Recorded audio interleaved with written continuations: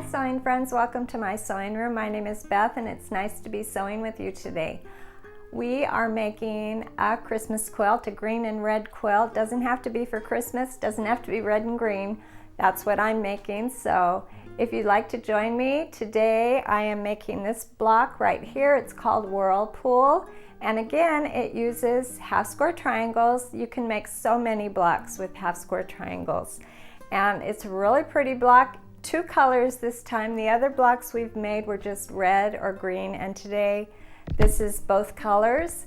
So after I film this, I need to make another one because I would like to make two blocks for my quilt. So let's get started. For my block today, my Whirlpool block, I need 3 fabrics. I will be using a red, a green, and a background. So I'm going to straighten the edge here, and I'll be cutting 4 reds, 4 greens, and I need 8 backgrounds. And as I cut these here for this filming, I cut only 4 backgrounds, but I realized midway through that I needed a few more. And then I just went ahead and cut some more squares that were easy to cut and set aside for the next block. Here's my background fabric, and then I will cut the green.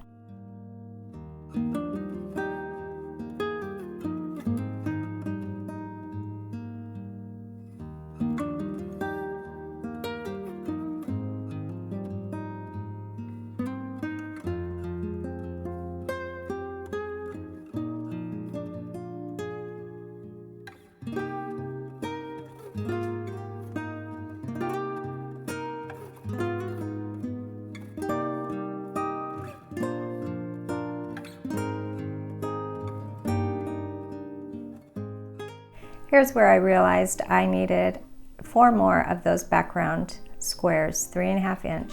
So I'll lay all of my squares out and all the red and the green, and then I'll put them right sides together with the background fabric to make my half square triangles.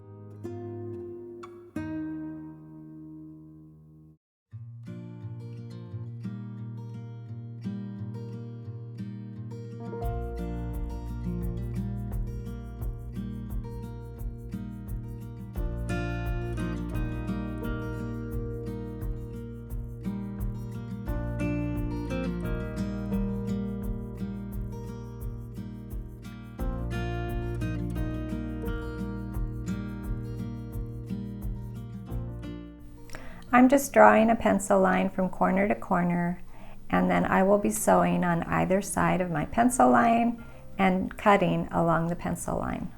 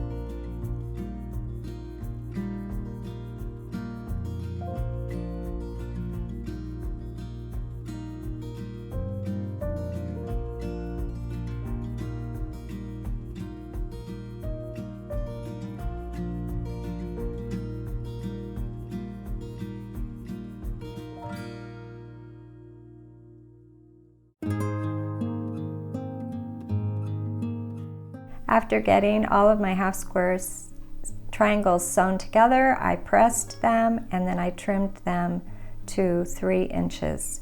I should have 16 half square triangles, 8 red and 8 green.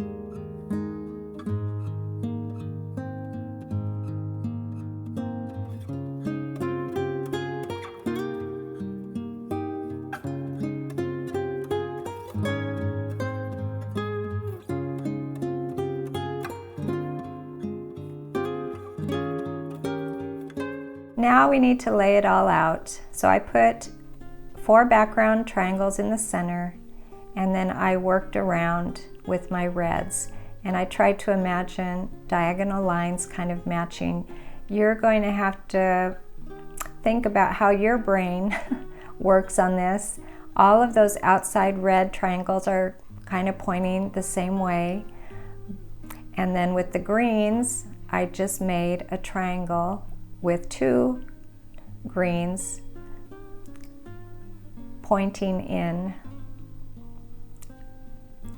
and I did that in the 2 open areas on the outside.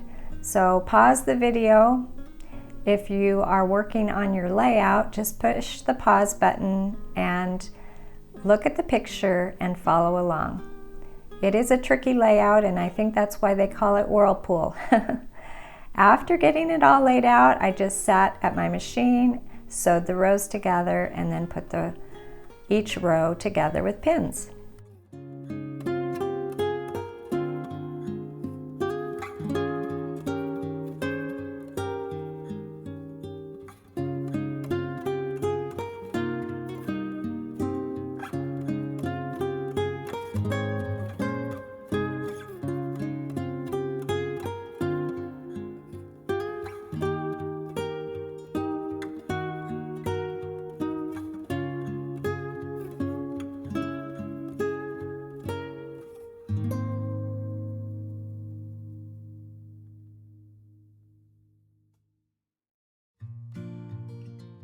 And wouldn't you know it, right before I finished the last half square triangle, my bobbin ran out and I needed to fill my bobbin. That's the way it works with sewing. It kind of stops you in your tracks right when you're getting to the finish line. So I'm going to work on filling my bobbin, and then I wanted to add that this is also a good time to clean out the bobbin area, and I use a little toothbrush to look inside that bobbin area and kind of brush out all the lint.